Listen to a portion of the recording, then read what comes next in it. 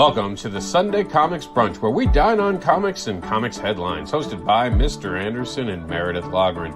Join them and their guests as they go over the comics headlines from this week and their projects, brought to you by the Comics News Wire and Geek Insider.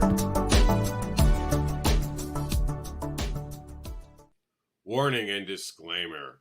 The views and opinions expressed on this live feed are those of the guests, speakers, and or hosts, and do not necessarily reflect the beliefs, official policies, ethics, or positions of the content providers, advertisers, additional hosts, and or guests, hosting sites, groups, or entities attached to this programming. Viewer discretion is advised. Hello, everybody. Welcome to it. We're happy to have you guys. Another Sunday, another Comics Brunch. I'm going to let Meredith take over for a few minutes because she has big news with what you got going on with the indie event. That's kind of cooking right now. I was like, what news are you talking about, Rob? I've got a few things. But Indie Event is coming up very soon. It is from November 9th through the 13th. We've got some amazing guests lined up. We've got some great panels, a lot of fun things. It's just going to be a week of entertainment. It's set towards the evening because the theme is the afterglow of Halloween. We love Halloween. We love horror. We love crime thrillers, all of those spooky, creepy, kooky things that our brains come up with, and so there's going to be a lot of stuff that is planned, and it's going to be a good time. And there are still some time slots available, so if anybody is interested in being a part of the event, let me know. Contact me at meredith@geekinsider.com, and I will get you on the schedule. And, you know, one of the bonus things about being on the schedule is that the guests get a permanent profile on the website, and that has backlinks to your store. It has backlinks to your social media, and it's really a wonderful networking opportunity and a place where you can direct people and say, hey, this is where you can find all my stuff. So it's really going to be a lot of fun and very cool. Rob's got a panel. I've got a couple hosted, and then we are inviting some live streamers, podcasts, other shows. And we have, like I said, we have some special guests like Phantasmagoria has confirmed. We've got Charles Band from Full Moon Features. We've got The Dead Enders, which is a kind of a horror dark comedy web series that's on YouTube. So it's going to be a lot of fun. I hope you guys tune in and participate. Rob. Also, I just want to mention that we will not be on next weekend. We're taking it off to celebrate Halloween, guys. That's right. Halloween's big for me. If you guys don't know, because you're tuning in and you're new to the program or new to me, I'm Mr. Andersin. I'm the comics advocate. And I literally plan my year around two big events. These are my Christmas and my personal New Year's. And it's in reverse order, ironically. My Christmas is Halloween. My New Year's is always New York Comic Con. Because in New York Comic Con, you reset. And I always looked at it that way. And I know it sounds in reverse order, but it always works in my mind because I'm dyslexic, so it doesn't matter. So basically, by the time I get to November 2nd, I'm already in 2022. 2021, or 2022 with some of the planning you do, because you're always planning about a year and a half out. And my workload has, within comics, and Meredith knows this, I do a lot of different side little projects. So I'm getting to the point even where, Meredith, I don't know how much longer I can keep just being the advocate the way I am, which is, of course, why we're doing the co-anchors for the news, and we're building up a newsroom. So, you know, one day when I just have too much on my plate, there'll be other people to pick up the slack. So I'm trying to be out there. I've done a lot in this industry, and I'm very proud of that. 5 years of being an advocate. I don't know anyone who's kept up the way I have in those 5 years without getting paid for it. I know CBR does a great job. Comic book, comicbook.com. All those do great jobs with all the other sites, but they're all getting paid. Just like Meredith, we don't get paid. She's been on Geek Insider for the last year, and she'll tell you it comes at a great cost. No one ever notices that. No one knows what's going on. So that's it. That's me. That's me just telling you guys we're going to take next weekend off, and we're looking for other people to be part of this. And I know that when Meredith brings on the next person, we have to put her on a solo shot just so she's all by herself. Just a big shot of her. And she's shaking her head no, but we are going to do it anyway. Enes, introduce yourself. Hey. Welcome to brunch. We could. Here you go. There you go. I feel a lot more comfortable. I'm just when I'm big, I feel like I'm in everyone's face.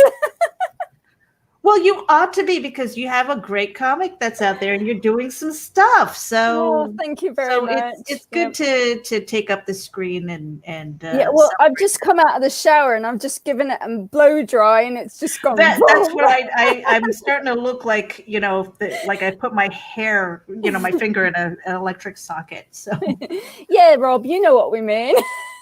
I've had long hair, so I do actually. That's why I hate long hair. Because some mornings you just don't want to deal with it. You're like, oh, I want a mohawk. I just want long hair. I keep telling my husband I'm going to shave my head one day, and he's like, "You're going to be sleeping outside with the dogs until it grows back." And I said that might be worth it. I don't know. Shave the sides so you could put your hair down. I had back in the 80s. I had a mullet. My hair was shaved on the side. I mean, it was shaved on the side. I had the poofy hair and the long hair in the back. I had a full-on mullet going on, and I loved it.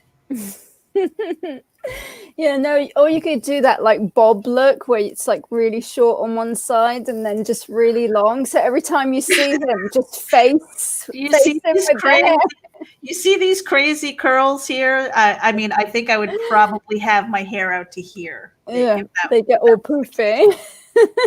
Yeah, I know. I'm the same. I've got wavy hair, and when my hair goes shorter, it will kink up. It'll kink up a lot more. Mm-hmm. So yeah. So going back, you want me to introduce introduce yourself. Hi, I'm Enes Iskander. I'm the writer and creator of Ava. I currently have a campaign on Indiegogo, which is in demand now. It's the first issue. Mainframe is watching.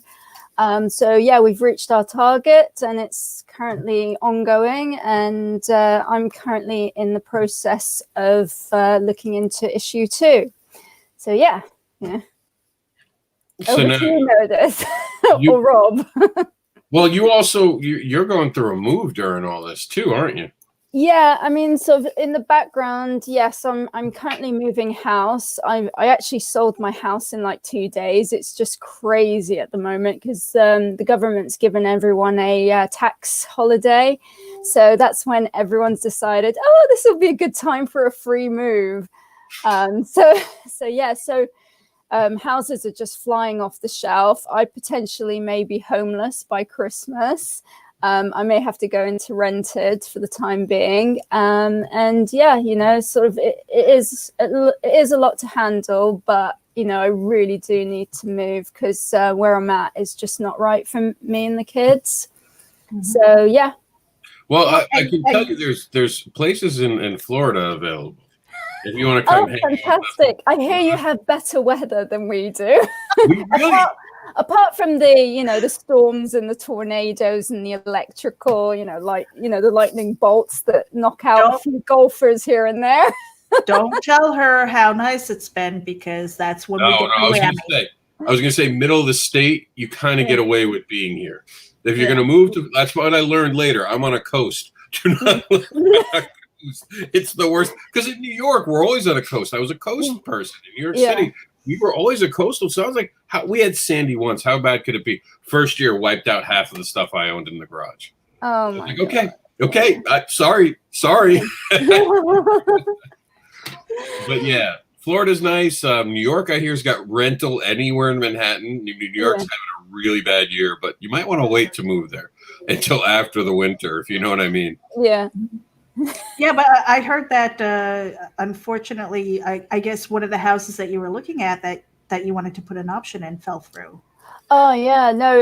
It was a woman who'd been living in this 1930s house for about 57 years, and she just left it completely untouched. So it was kind of like a designer's dream. It was a blank canvas, and needed modernization, and it was going for a really good price, which would have allowed me sort of a buffer to spend money on it to sort of bring it into the 21st century. But unfortunately, it had around 6 bidders on it, and I had a bit of a meltdown because mine was the highest bid, and I have a feeling I must have outbid the other buyer by about 15 grand.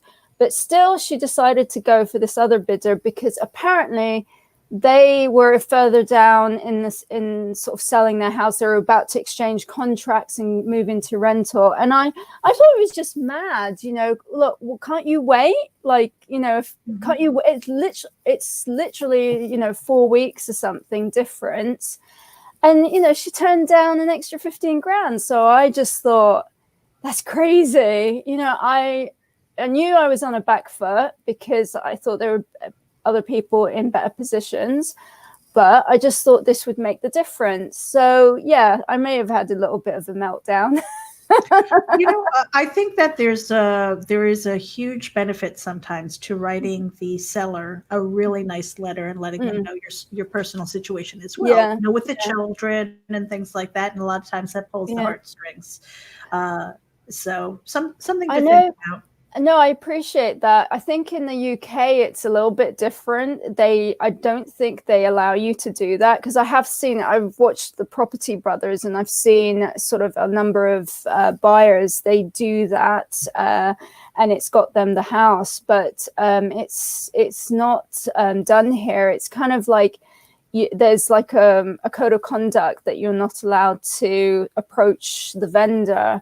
You know, I think if you do that between the vendors, though, if you have that attached to your agreement, or you know, your oh yes, if I have it attached, I did write. You know, I wrote a note saying, you know, I completely understand her situation, and I'm happy to accommodate her flexible time, you know, sort of her timeline. But I did say reasonable timeline. So I mean, at the end of the day, I mean, like I said, they could have discussed, come back and said, look, would you be prepared to wait and sort of move into a rental, you know, sort of because she needs to take her time finding a place. And so it was just, you know, like really disheartening because there was no dialogue whatsoever.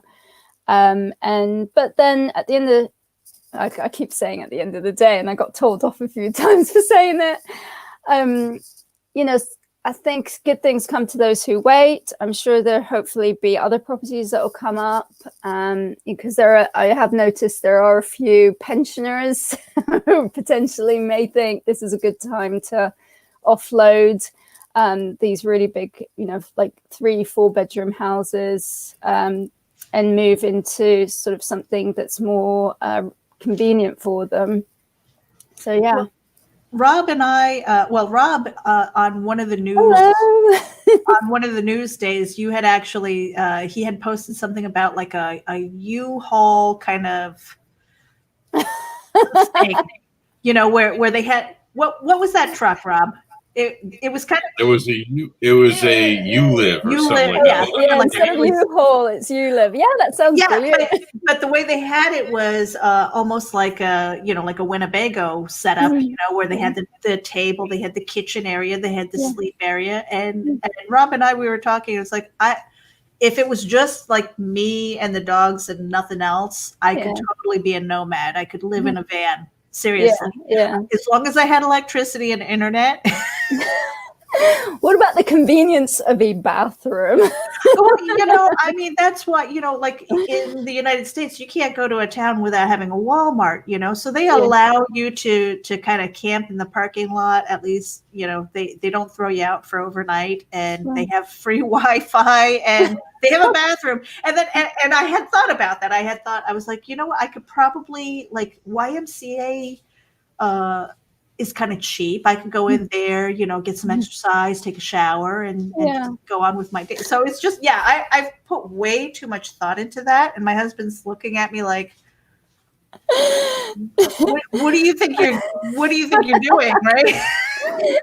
Does this include me? Because you're on your own.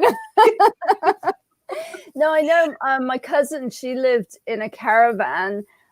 parked on her land while they were having the renovation done, and it was a massive renovation. And she lives on the coast as well. It's literally sort of, I don't know, about 1 kilometer away from the cliff, and then you've got the sea. And unfortunately, what's happened is because it's in Cornwall and it gets really windy, now they're having to do a second renovation and move all the bedrooms downstairs and then the living quarters upstairs, because whenever there's a storm or it just gets really windy, it's just too noisy and they can't sleep. But yeah, no, she spent about a year in this caravan parked outside her soon-to-be house.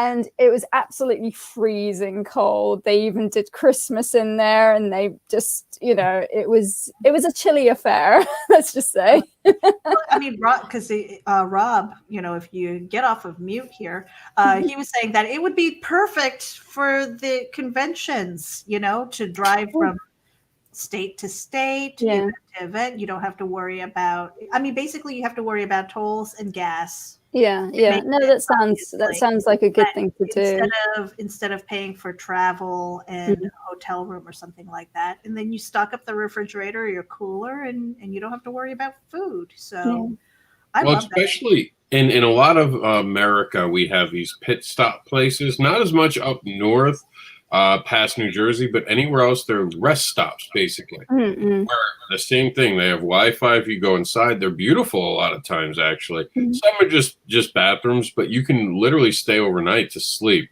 You can't necessarily camp, but you can stay overnight to sleep. So it really is a good idea. The only thing that you'd have is that you'd have to have it air conditioned if you're going to do it in Florida, or you'll die in the box. Yeah. Hey, built-in coffin. You'll be oven baked. But Rob, so I did the intro about IndieVent, and Enes was able to talk about Ava. What have you been up to? Well, I have Terraform Creations, which you know about. We're going to talk about that with the headlines as well. Plus, I wanted everyone to know that right now you can join us on this show. We're going to put out the link. We're going to try something. We're going to have a nice little invite session. The only thing that we ask, and I stress this very heavily, this is something me and Meredith want, no politics, please. We have seen enough of that here in America. We are tired of it to the point of nausea. But if you can come on and not talk about politics, you guys are welcome. There is Uhaul. That's so cool. Right? Yeah. Right? You just need like a mirror ball in the center. And have disco lights. And maybe a pole. I'm just saying. On a pole. Oh, yes. For structure. For totally structure reason. You've got to support that roof, yeah. Totally ignore the shag walls and the carpet and everything. And we have Marv V joining us. What's going on, buddy? Hey. Thank you for having me. How are you? Hey, you got a haircut. Yeah. I don't have 20 years old. I'm not 20 years old anymore. So my hair was breaking all the time. And yeah. Well, go ahead and take a moment and introduce yourself and what you're working on. Hi, my name is Mario Vasconcelos. I'm known as Marv or Marv, and I'm the creator of the unfinished comic book called The Sin Killer. It's a horror and very fun and very, let's say, psychological horror kind of comic about a priest who was a veteran from the Vietnam War, and he came back and became a grave digger. He rises up the dead, talk to him, and if he thinks that they deserve some vengeance, so the Raven Gabriel and the dog Michael will hunt down the bad guys, and they will punish them. So it's a very fun comic book, I think. And I'll be on an anthology soon. Unfortunately, I can't talk about it right now, but yeah, I'm very happy for this project. Thank you. You can't talk about it. That just drives me crazy because I want to know now. It's like saying anybody who's said it's as easy as taking candy from a baby has never tried to take candy from a baby, and now I'm just like, give it to me. Yeah. It haven't been announced now, so I have to wait a little bit. So I can't wait to tell you. So now the Sin Killer is part of this anthology, or this is a separate project that you're working on? Well, the Sin Killer began as a 24 comic book comic, 20-page comic book comic. But then I was invited to participate in an anthology, so I have to reduce those 24 pages to 8 pages. So I'm putting those panels together with my buddy. Ricardo Ferreira is a graphic designer and is helping me out because I don't have my computer died and my tablet died, so I don't have any means to do the digital part. So he's helping me out, and we are choosing the best panels to that anthology, and I can't wait to show everybody this. Very I'm cool. really excited. Yeah. It sounds exciting. I mean, first of all, I love horror. It's something that I'm working on. I've actually got a couple of them that I need to script out, and that is I've got my notebook when I go do my errands and do the laundry today. I'll be working on some scripts in longhand. But you know what I'm going to do is I'm going to take a real quick break here. And when we come back, Rob, I think you've got some headlines, right? Yeah. Okay. We'll be right back after this.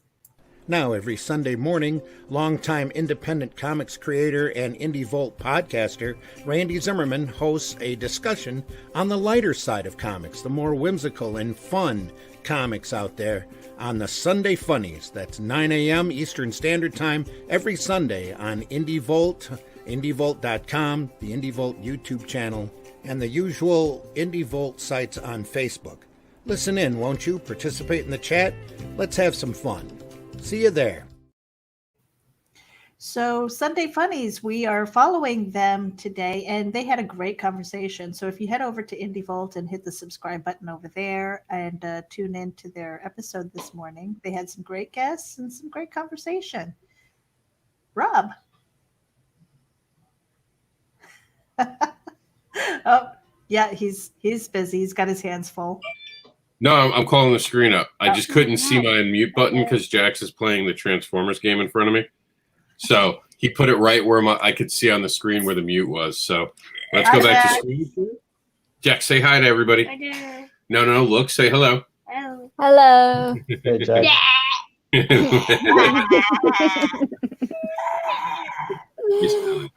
All right, so here this week has ended officially.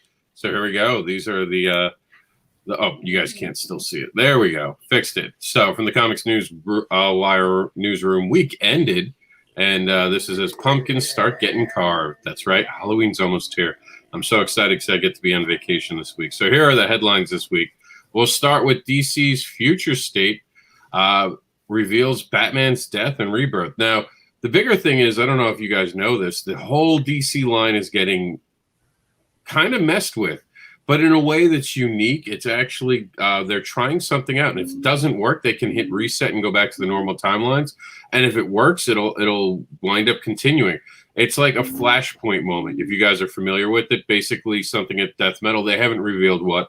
We'll screw with the timeline. But one of the things that just happened in Joker War is that Bruce Wayne just lost all of his money.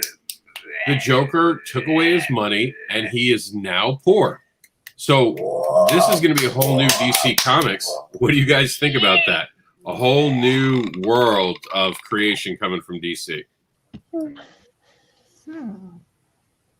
Yeah, I don't know what to say. I don't read Marvel and DC since last century, so I I don't know what to say about that. I think it's nice in a way that, they're doing a whole new spin on it, creating, sort of, it's so easy for Bruce Wayne to be able to do so many things because he has the money. So take that away from him, and you've got an even more interesting protagonist who is now basically has a whole bigger challenge of trying to be Batman and, have the power to fight crime. and sort of basically have the his partially his superpower was his wealth, because it made a lot of his interesting gadgets possible. Now take that away, sort of he's going to have to get a little bit more innovative or a little bit more ingenious. I'm just wondering if a situation like that, if he might actually turn to the dark side and be the villain, which is a possibility, You mean sort of go like, a bit like Superman, where he kind of goes a bit dark. Yes. And then kind of returns to, sort of back to sort of the way, the way he should be. Or, you could see him try to fight back to get his wealth. And Russ chimes in and says Batman is the superhero, he's a detective. And actually, you got to give credit to Batman. Batman's never wanted to be a superhero. He'll always shy away from that title and say, no, I'm correcting an injustice. I am the balance. And he says things like that. So there was a comic, Batman 666, where Damian, his son, before there was an official canon son, was a poor version of the Waynes. Somehow Bruce had lost all of his money, and he was a vicious Batman. He had a steel jaw implanted so he could bite and rip flesh out. Like, it was like low-grade hack for his stuff, but it was really cool. I remember when it came out, everyone's like, Batman can't be that violent. Batman can't be like that. And other one of us were like, yes, that's what we want. We want to really... Well, Russ, why don't you come join us? Yeah, please do. But I've always seen Batman as being like an anti-hero. I've always seen him dark, I don't know why, but I love villains, and to see them, I would actually like to see that, to see him turn really dark, because he's already dark in a way. But stepping on the dark side and maybe being the villain and things, and losing his way, I think there's something very compelling about that kind of storytelling. I really love the Ben Affleck Batman, because he's more grounded. I don't agree with Batman can't kill that stuff, because if Batman really exists, he will have to kill somehow. Well, he did that with Michael Keaton in both movies. He kills people. So I don't know why people always say that Batman can't kill. He must kill sometimes, because if he wants to survive. So that's why I loved Ben Affleck as the Batman. For me, Ben Affleck is the best Batman ever, because he's more, not only dark, but he's realistic. For a superhero. Can I be controversial and say I prefer Michael Keaton? Yeah, I love Michael Keaton. I've seen that movie 7 or 8 times. Yeah. But I think Ben's Batman. I don't like Batman v Superman or Justice League. Yeah. I really don't like those movies. Yeah, it gets a little bit too much. I'm a huge fan. Together.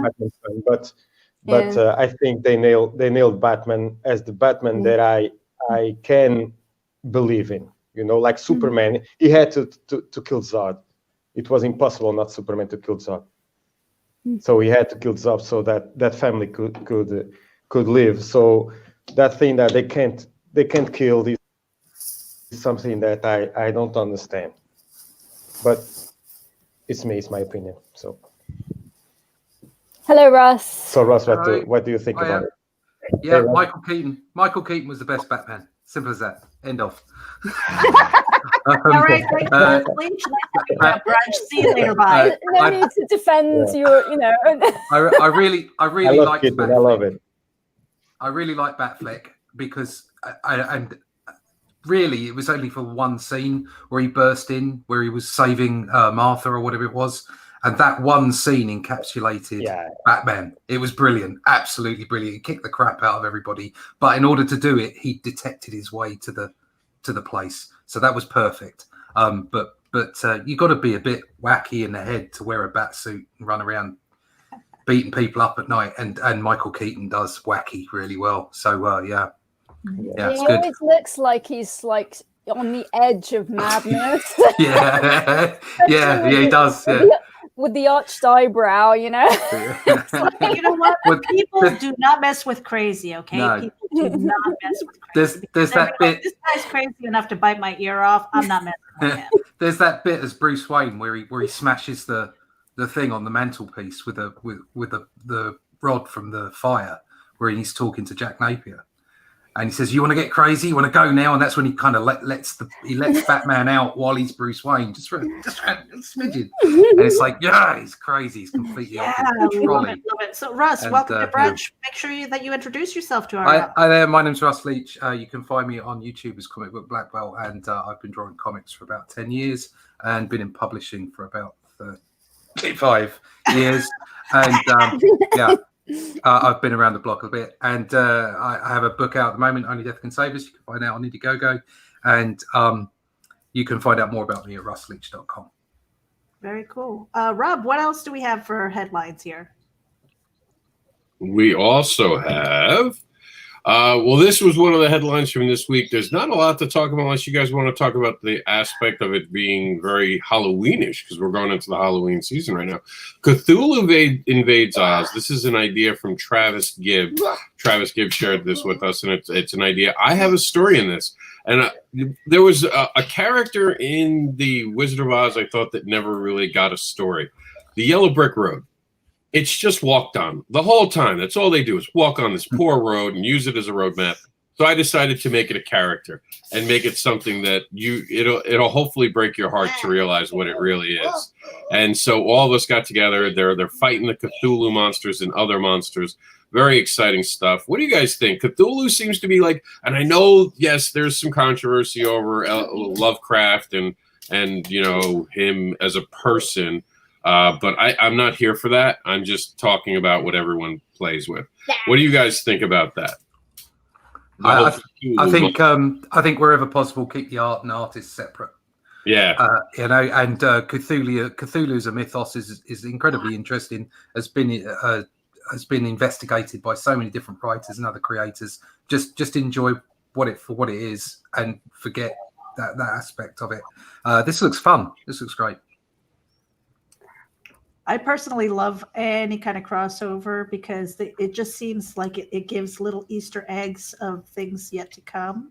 A lot of times, if they're planning accordingly, so it just helps carry the storytelling over as well, you know. And then that interest in both, you know. So somebody who might know the story of Oz might not know anything about Cthulhu, or vice versa. And so it just broadens that universe for a lot of people. It's very interesting, and I cannot wait to see this. Silence. Yeah, I'm not familiar with it, so that's why I'm silent. It's squid. Yeah. It's a squiddy. That's about it. It's just like a big squid monster. It's like the most evil thing ever, and you can put him anywhere you like. There's going to be people out there that want to shoot me for that. But seriously, it's a big, wide open, fun sort of mythos, and you can go and investigate it. Well, you know, and it could be huge. It could explode into several stories. I mean, if you think about it, you know, like Shark Week, for example. You know, Discovery took Shark Week, and then all of a sudden you've got all of these movies like Sharknado and you know, all of this entertainment around that, and it's just like, okay, you know, so kind of what's the term for it? It's like that universal mind, you know, where it's just out there in the universe and people are just creating so many things around it, and it makes it fun, I think. Yeah, I saw when I was doing some books from Arcosia, there was one out at the same time, and that was the Greek gods against Cthulhu. So I suppose it was kind of like using Cthulhu instead of the not the Titans, although it might actually, it could be considered against the Titan rather than the Kraken, but that kind of thing. That looked quite interesting. So it's always fun to cross these things over. Yeah. And in the news, I'm looking at the title here. We've got Luke Stone shows creative grit this year with his success. Very proud of Luke Stone. Hybrids, the Sons of Gods, that did fund. It's in demand on Indiegogo, and he made it to gold. So he is adding those 12 extra pages, of which I have 2 pages in there, and I'm very happy. We just saw the color pages, I got a sneak peek into. So I'm very excited about that. And I wish he was here, but he has church. So otherwise, he would be talking about it and what's to come. Well, what's more important, I think, with this topic, this is why I chose it for a topic of the week. This was someone who started off, they went to a different platform, tried new things, and a lot of people instantly wrote them off. And Enes knows a little bit about this, and I'm glad she's on the show. When you start something and it's instantly not popular, and even Russ knows it, because Russ is a hustler. Russ hustled out his Indiegogo project. There's so many creators out there who on like the first week, if they're not funded, they're like, oh my God, I'm done. This is all. I can't do this anymore. This is too hard. I can't tell you how disparaging it is. I will fight to the last second of a campaign. I have canceled 2 campaigns. Yeah. One was due to injury, and one was due to the fact that my mom died. One of those were successful when I did it because a death, even though it's great for a comic book, it's horrible for a creator. Yeah. Unless you're writing something dark. And I wrote some dark stuff, don't get me wrong, but it had nothing to do with what I was kickstarting. So I wanted to give that around the room. I thought it'd be an interesting talk. What do you guys, like when you're faced against what looks like to be a loss early on, how do you handle it and how do you rally back? Because both Enes and Russ, there were points where I know both of you were probably a little concerned about your campaigns, and yet you rallied on, you kept pushing, and you got to that goal, and congratulations to you both for it. Yeah, well, I mean, I know sometimes when you're faced by, something, you feel like you're sort of losing, you have to keep sort of thinking, what can I do to keep plugging the campaign, or do I need to do more shows? Is there not enough information on the campaign? Something's not reading right. Also, I mean, it was great because I was getting feedback from some people that had experience. I was listening to them. How to it was an ongoing sort of work in progress. So just because you've got the campaign all set up doesn't mean that's it, you're done. It was a case of getting feedback and then editing the campaign as you go along, introducing new rewards. I think during my campaign, I even introduced a variant cover. I even offered like an art print to encourage more people to sort of contribute. So yes, it's you just don't give up. You just have to keep fighting the good fight. So yeah, that's my take on it. Yeah, and Anna's got it exactly right. You've got to stay fluid. You can't just put it up there and go, right, that's it. It's either going to work or it's not, because it probably won't. You have to. You're right. You do have to hustle. I've been going out on lots of different people's streams.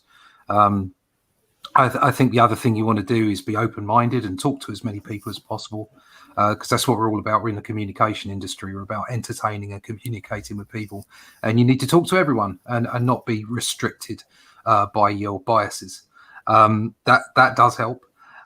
So being able to work on your campaign as you go. Again, Anna's got it exactly right there.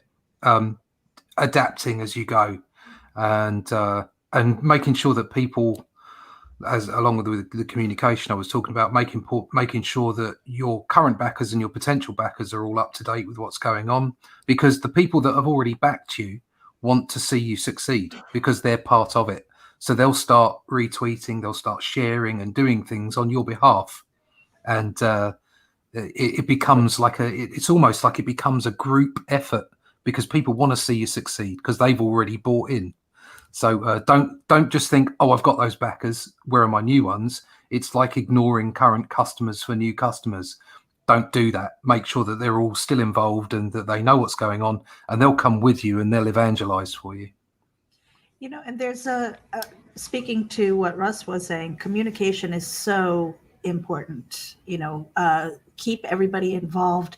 But then there's that fine line, where a lot of people are like, well, I don't want to spam my followers and things like that. So make sure that there is a distinction, because there's a difference between just shooting out and saying, here's my link, buy, and giving them updates on what your progress is. Have something to say. Yeah, have something specific to say and keep them updated.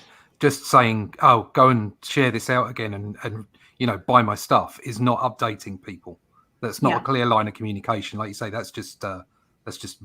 That's just noise. Yeah. Yeah. And don't, I mean, if you don't have anything new to say, that it's okay. You can skip a week or skip a day and not have those updates. But again, if you're not bringing value as far as what the reasons why people are connecting with you, don't just fill the email boxes for, just for the sake of putting stuff out there. It really is tiring, and a lot of people will start to unfollow you. Unfortunately, there are a lot of creators who have no idea how to market themselves effectively. They think that just putting out a notice here and there and spamming their social media is going to do it, and it doesn't. People connect with people, not with the things. Yeah. You have to engage. You have to engage with people. You talk to them. I mean, what I don't do. So, for instance, in my Twitter feed, I don't talk to anybody about politics or religion or anything like that. I stay away from it. I'm not interested. That's not why I'm there. Okay. But I'm not just there to sell books. I'm there to see other people's books. I'm there to see creative work and artwork. So I will retweet other people's work as much as I possibly can, because I'm interested in seeing that do well as well. Because, if we all do well, we're all going to benefit from it. And you end up engaging with all kinds of different people because you're seen as being open to all kinds of creative input. And people see that. They see that the fact that you're open-minded and they want to interact with you. And of course, then they start, it's very much an organic thing. Definitely you must have something to say.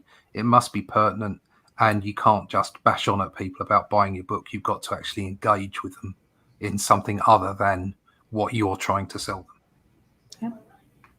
And I'm going to take a really quick. Oh, go ahead, Marv. Go ahead. Sorry.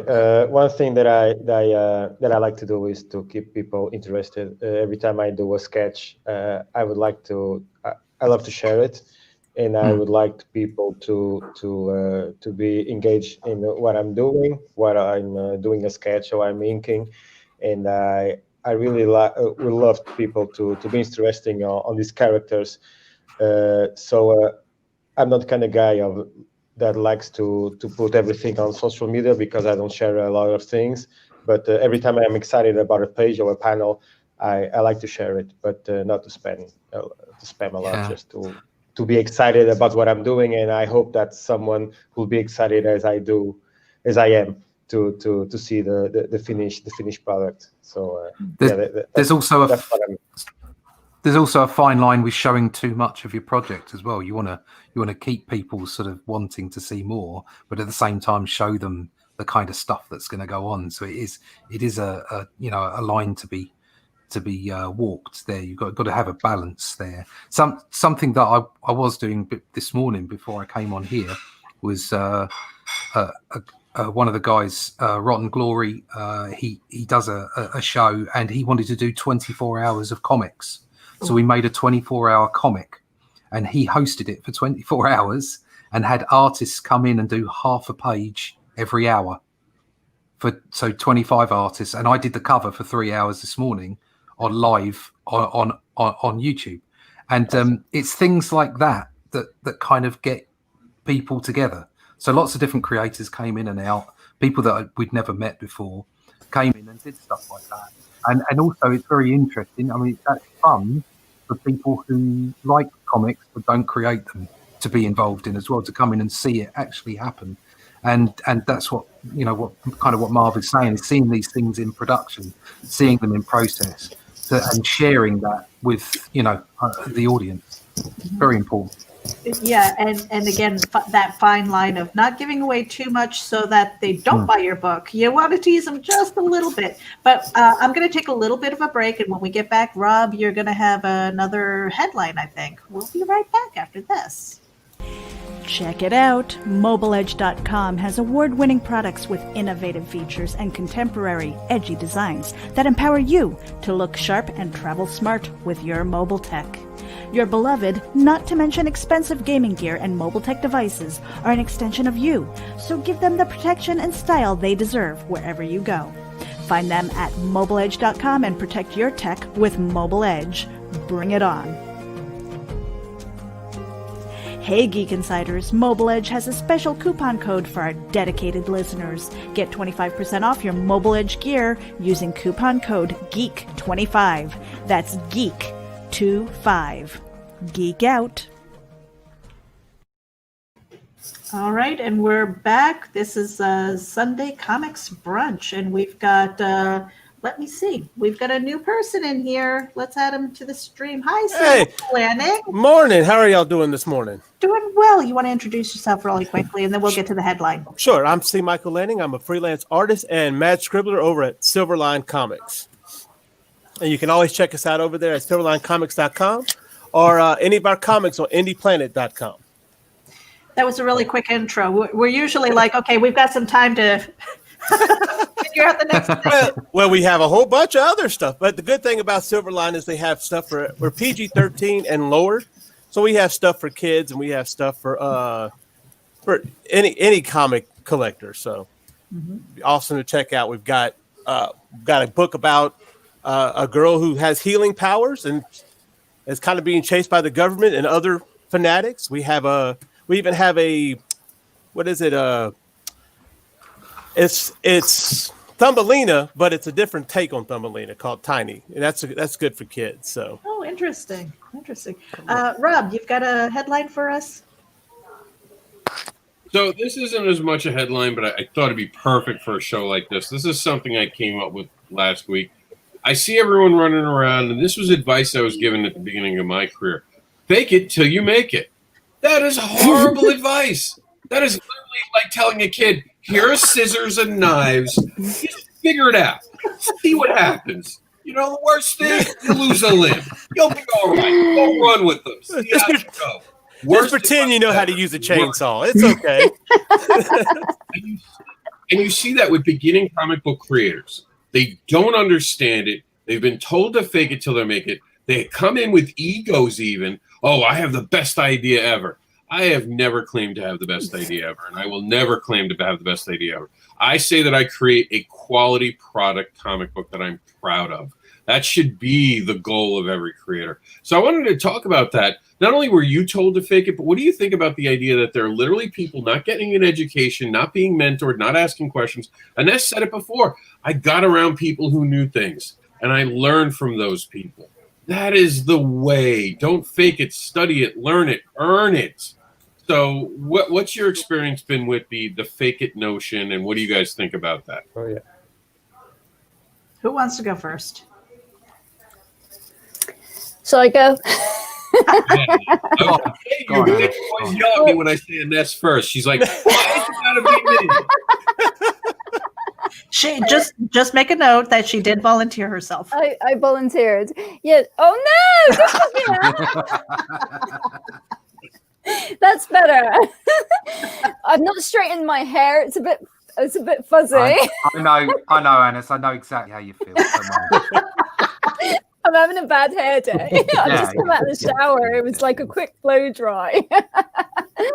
Oh, you know what I mean, Russ. You know, you have the same dilemmas. No. I mean, definitely, if it's something that you don't know, definitely look at what other people have done. Learn from what. So I came to this not knowing that much about comics apart from the graphic novels that I've read. And if there was something that I wasn't quite sure about, I'd like flick through all my graphic novels and comics just to see how they've done it. You have to, like you said, you have to study what other people have done. And there's so many different techniques. And I learned also from like lettering. I tried lettering my own comic, and I learned the hard way that there are a whole set of rules around it. And it was only until I got Timothy to re-letter the comic that I understood what I was doing wrong in terms of the spacing and sort of the tails. And there was so many things. But like it definitely, faking it. I've met a lot of people who have pretended to fake their knowledge, where they've kind of claimed that they know a certain software when they have no clue how to use it whatsoever.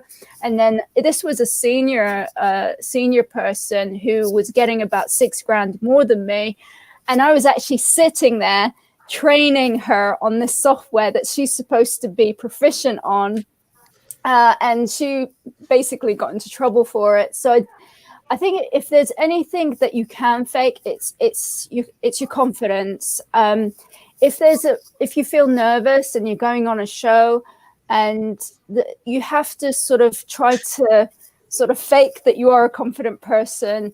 That's the only thing that I've ever faked. Faked confidence until I kind of got to grips with the idea of doing these shows. But yeah, definitely like learn your craft from studying it, asking questions from other people who know what to do or who've done it, who have had the experience, and just having that conversation, being open to learning and reading. So yeah, that's my take on it. Well, I want to pass the baton to Marv, because even though you've been an artist, you are working on your first comic book. So this should resonate with you.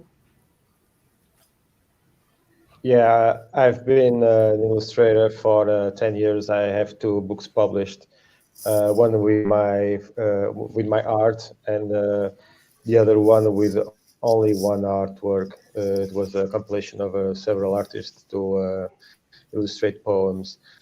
But in my case, I've left the illustration and the exhibitions community because they are a bunch of liars and a bunch of opportunists.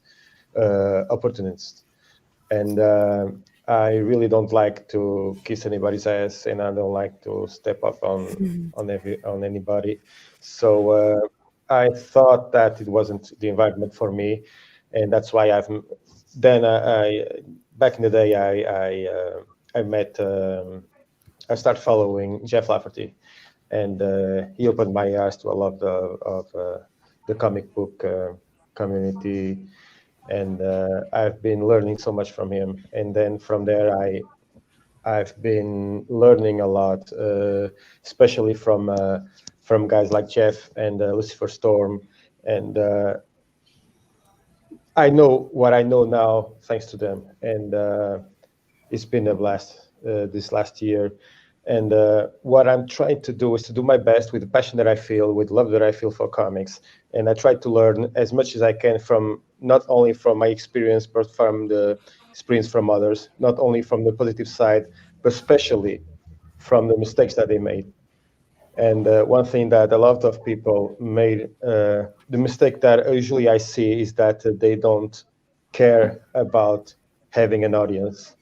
And as much as they do a good comic, you can have a good comic, but if you don't have an audience, you're lost. And if you don't go to shows, if you don't share, if you don't take a step back and be patient, you won't get anywhere. So that's why I'm learning from now. I got to be patient, because I had my comic done. But somebody told my friend Ricardo Ferreira told me that there are panels that don't work. So I have to read all those panels if I want to succeed. So I'm learning from that. And as much as I'm capable of doing that, as long as I'm doing that, I know that I'm going to do a good job, at least the best job I can. So learning, evolve, and be humble, I think is the steps that I should take. Mm-hmm. Russ, how about you? Fake it till you make it? Thoughts on that? 10,000 hours. 10,000 hours. Yeah. That's the way to do it. It's just the only way I found myself getting better at comic book art was doing it. It's as simple as that. Practice. Keep your mind open. Be happy to take rounded, well-formed criticism, not just people screaming at you. and take it on the chin and do something about it. Be prepared to change. Be prepared to use that criticism. Some time ago, actually, it was just before I got my first pro gig. I spoke to, good Lord, I'm so bad with names. It's me being a boomer. That's the trouble. I spoke to the artist on The Walking Dead, Charlie Adlard. And he was a friend of a friend, and we had a cup of coffee. And he said, did I want to, because it was not to do with me giving my portfolio to him. It was simply just chatting. And he said, well, do you want me to take a look? So I did. I showed it to him, and this was just before I'd got my gig with Doctor Who. And he said, yeah, you're good, you're doing it, you're nailing it, well done. He said, but he said, these things aren't quite working for me. And I went away and I fixed them. And, it would have been easy to say, oh, well, I've got my first gig. I don't need to listen to Charlie Adlard, But I didn't. I listened to him. I took what he said and I went and changed the way that I drew those things. And it worked. It made my artwork that much better. So you must listen to criticism. But be aware that it must be focused, well-rounded criticism and not just, oh, that's rubbish or offhand comments, because you can't be listening to that kind of stuff online, because you got to filter out the noise. But definitely just keep on practicing and practicing and practicing. Keep your mind open. If you can, draw from life wherever possible. And then once you've done your 10,000 hours, however you want to put it, once you've got your basics intact, then your style will emerge. And it's only at that point that your style truly emerges, I think.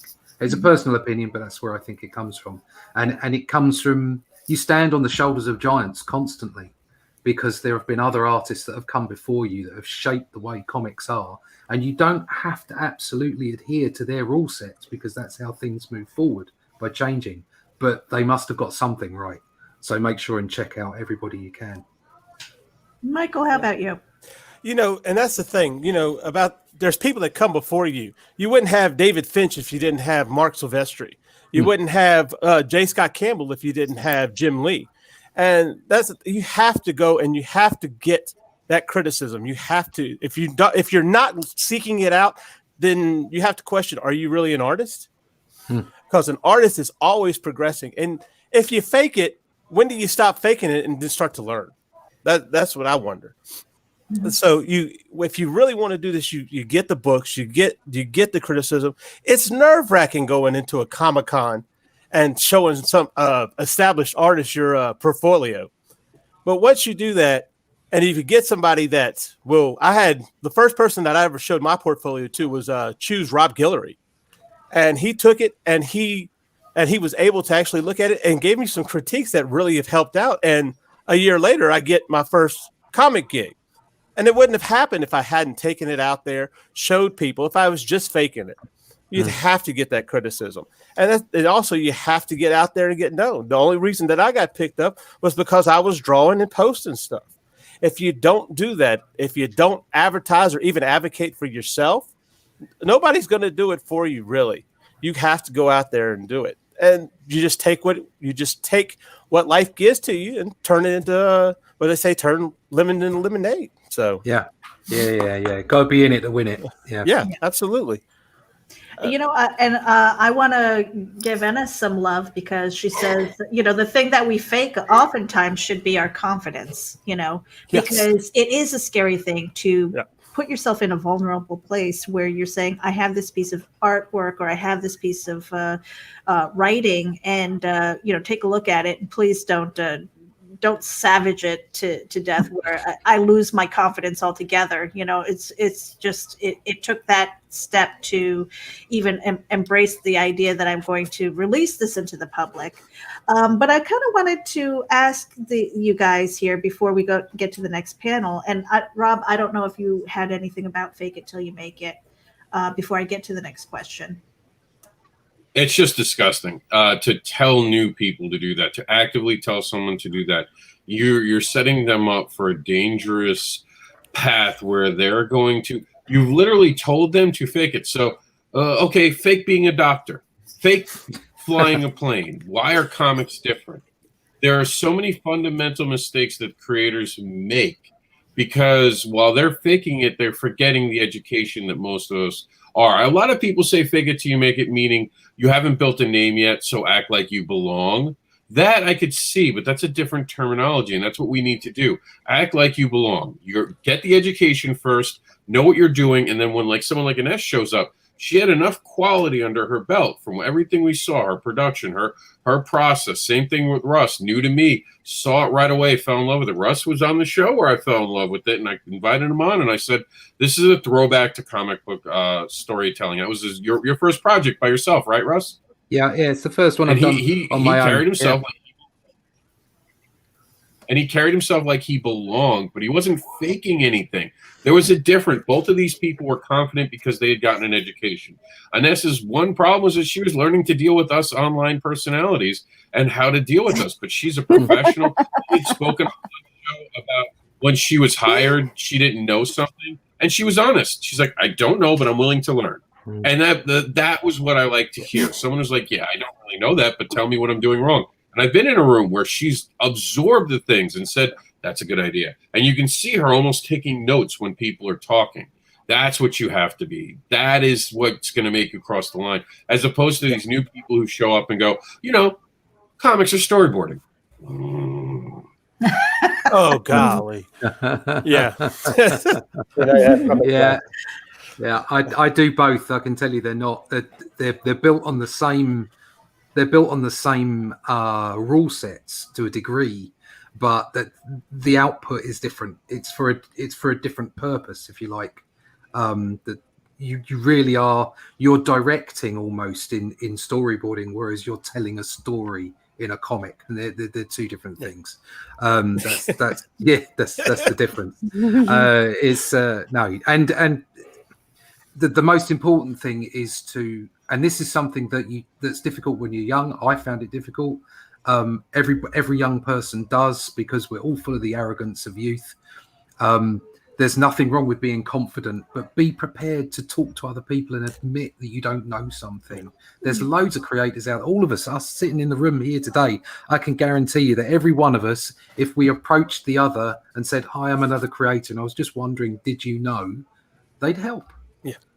I know I've done it lots of times, and it doesn't mean that I need to be friends with these people. If I just, you're just going to help. You're just going to help another creator. So don't be afraid to ask. And just real quick before Meredith switches it, when you give advice to when you get advice, not when you're giving. When you're giving, it always should be professional. I have manager experience. Meredith has seen it. It's honest. It might hurt someone's feelings, but you tell it anyway. You do it in a professional way, and you tell them, listen, this is how you make it better. You give your notes, you walk away. I've told Meredith, don't sugarcoat things. And she's seen me critique not only her work, but other people's work. It's not to hurt anyone's feelings. It's this is what you need to fix. This is it. And then you always give a little bit, I like this, I like that. Always talk about what you like. When someone's giving you their time to do that, understand they actually care. There's a difference. When someone just gives me something randomly, and I see a problem, but I look at them and I think they're going to freak out, especially when you hand me my portfolio, here's the best comic book art you're ever going to see. I know I'm not going to be able to critique it. I know right there you've closed the door. You're not here for information. You're here for me to be wowed. So I'll look at it and be like, oh, yeah, that's good.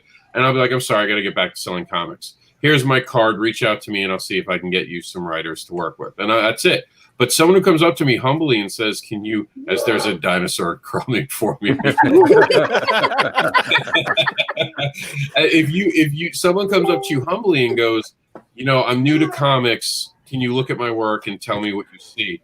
I will take 15, 20 minutes, tell them what I see, tell them who I can hook them up with, tell them what groups to join, and then, just help them. So be open to hearing. You know how many people have told me I've sucked? And the moments they told me that I sucked and the reasons why, I got to fix, and now I'm better for it. I never got bent out of shape. I didn't go to Facebook and go, oh my God, someone said that I did something and it wasn't great. I was like, no, they're right. How do I do better now? So now I got to level up. I gotta push the level. Right. And that's where success begins to grow. The willingness to adapt, evolve, and change. Michael, final thoughts on that before I go to the break? The only thing I could say, as far as I've had it to where I've had a portfolio and the guy just flipped through it and said, "Oh, do anatomy," and it's like, okay, he didn't even look at it for 5 seconds. But then you go to everybody else, and they're weighing the portfolio and they're looking at it, and that anatomy problem doesn't come back up. Sometimes you have to weigh the information that you get towards what's being said to you. Anatomy, you know what? As an artist, that's going to be something you're going to deal with your entire career. That's just it's just a fact, and it's easy to. I think I was bothering him, and I don't want to say who it was because it was a pretty well-known artist, and I think I was bothering him, and he just flipped through it. Here you go, anatomy and line weight. Okay.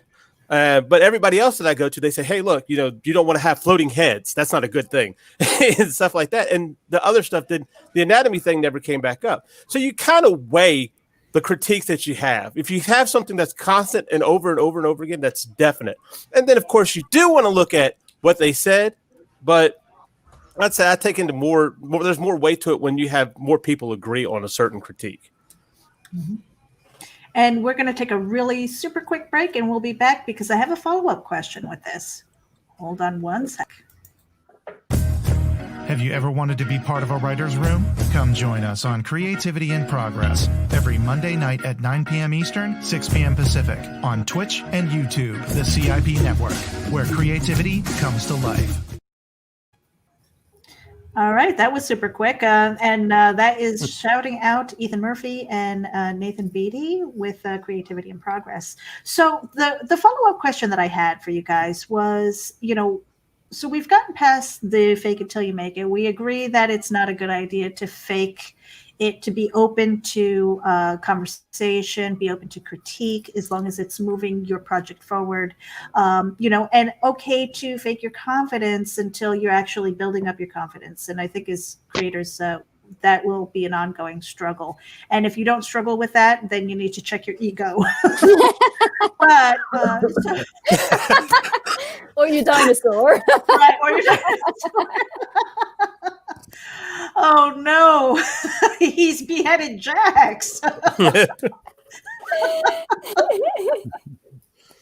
Oh my gosh. So anybody who is watching this, or if you're listening on the radio, Rob stole the dinosaur. Okay, so the question here is, when you listen to others, okay, it's great to get those critiques, but at what point do you cut the umbilical cord and trust yourself? I think it's definitely. Yeah, you go, Russ. Sorry, no, that's okay. Off you go. No, you go.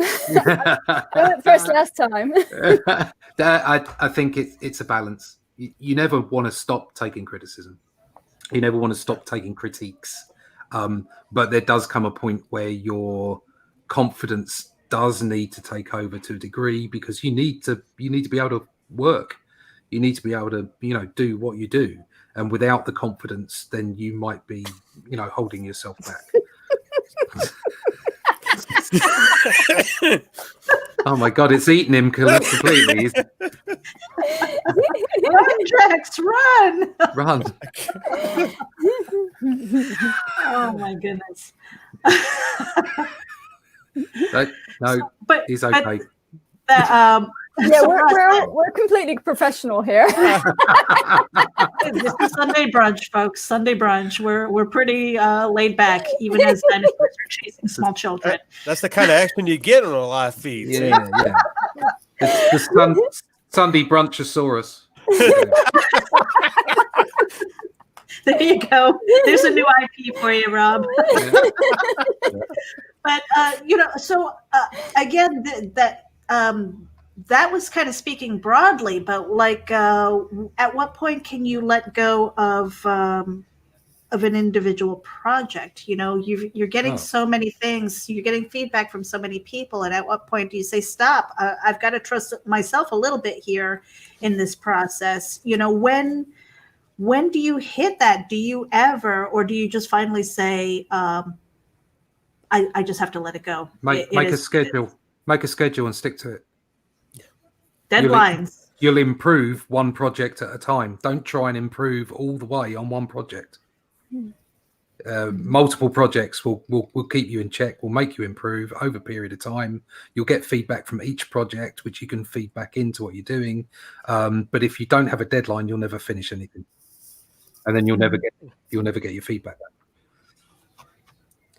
I mean, I could speak in terms of I had a mentor. I still have that mentor when it comes to my writing, and the story started off completely different, and it was mostly inexperience in terms of how I was developing it. And I met my mentor at the London Screenwriters Festival, and he is even been BAFTA nominated. So I couldn't exactly argue with him all the time. So it's like sort of riding a bike and having those training wheels. And what happened was I spent a number of years honing my craft, developing the story, and he would put a lot of input and ideas to help me try to sort of fill the gaps. But then, as I was growing, it's kind of like, the students get to a certain point where they feel like they can actually take those training wheels off and, and kind of trust their instincts and develop that story on their own, because it gets to a certain point where you could end up with too many voices in your head, and then you can end up losing your identity that's as a writer. And you feel like your project is no longer your own.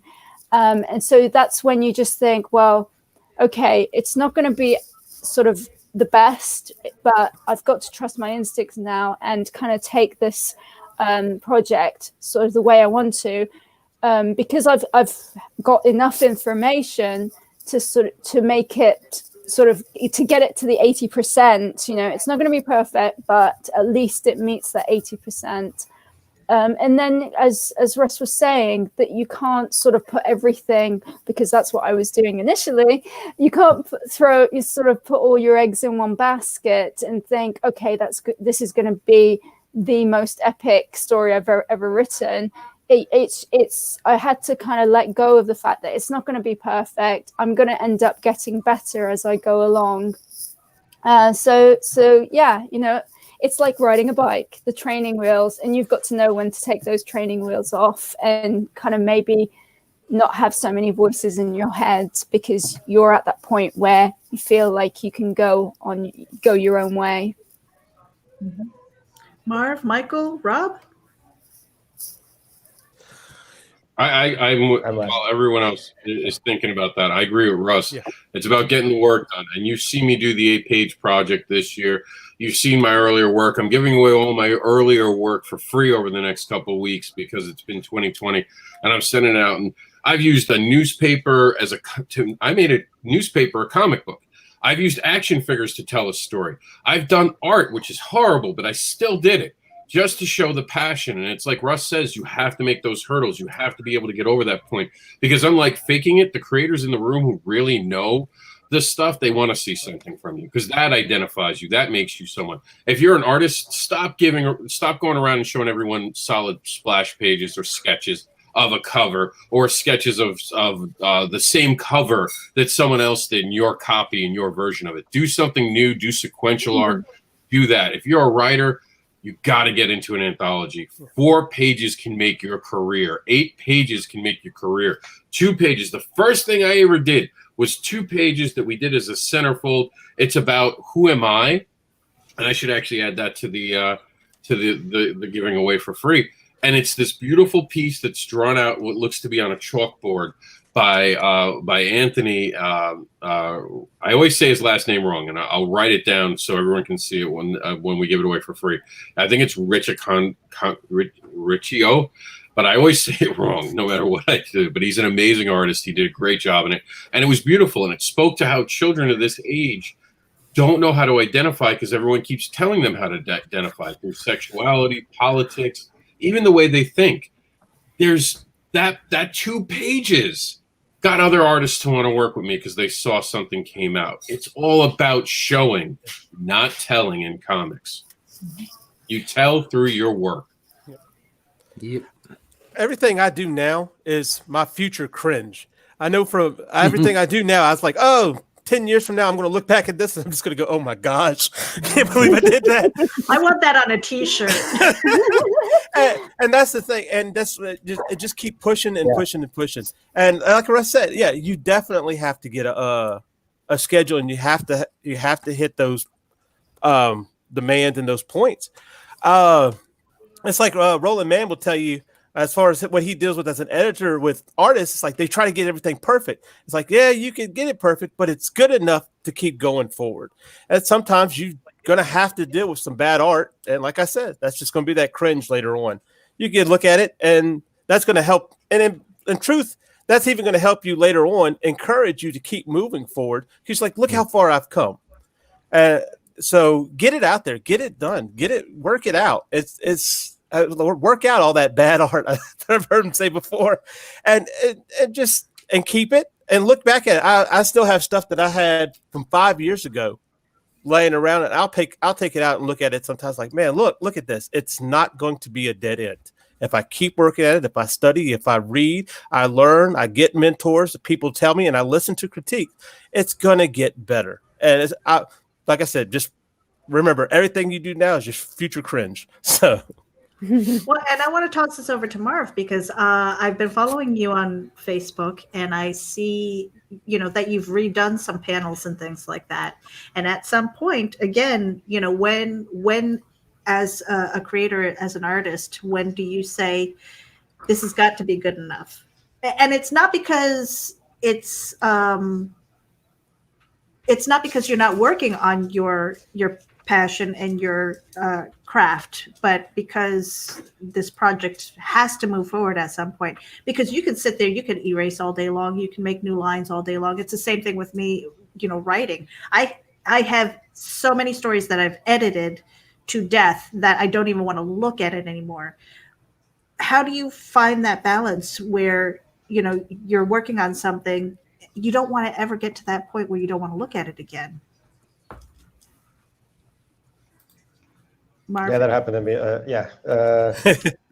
Back in when I started my career as doing exhibitions, a lot of people said that like my job, my work, my artwork, but a lot of people said that my work was trash or even shit. I heard that a lot of times, but I always for myself, and I believe myself. What I learned from life, I learned by myself. Nobody taught me that. No, my parents of my life when it comes to learn how to live. So right now, I look at those days, and it doesn't bother me anymore. I'm writing. I wrote the first issue of The Sin Killer. I wrote another story, which I love. I don't know what I'm going to do with it. Now I'm finishing my comic book, The Sin Killer, and I'm writing a story called God's Pack that I'm loving it right now. And I feel the passion all around me. I explain. I go to work. I'm thinking about everything that I can do. Unfortunately, I don't have the time that I need. Even when I had my second stroke, I was in the hospital writing The Witch, and I finished the story when I got home the next day. So I don't know what to tell you. It's something that I think is fire. This is fire for me. This is what I love to do, and I hope that next year I'm able to do what I really want to do. That is writing and making comics. So since I heard that meme from The Dark Knight, why do we fall? So we can learn not to pick us up. I think that's how you say that meme from The Dark Knight. Why do we fall? So I heard that, and that's me. That's me in all the ways. Rob, do we have any more headlines?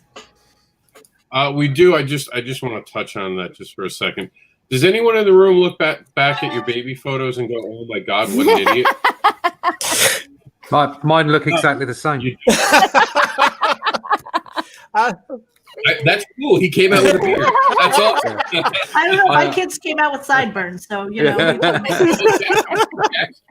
I swear, it looked like I took him to the salon. He had blonde tips.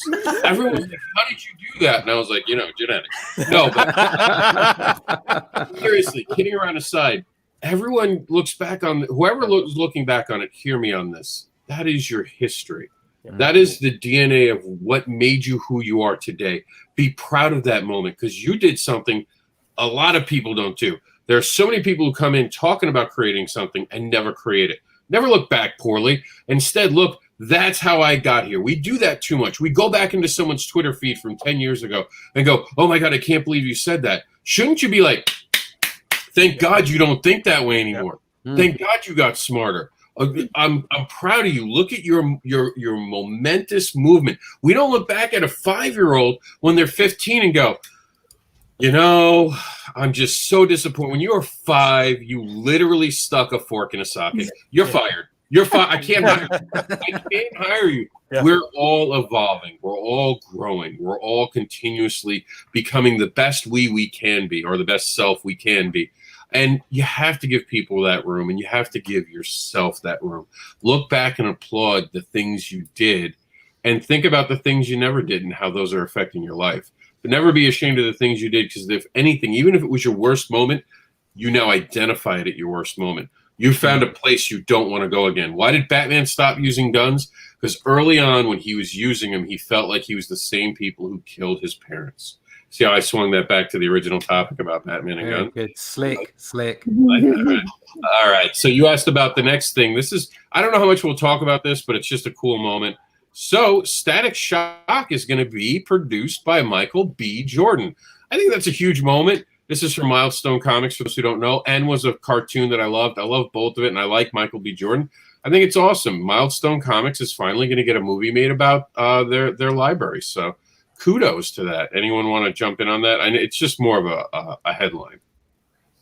We can move on to the next. I'm kind of curious. Okay, Michael B. Jordan, the basketball player? No.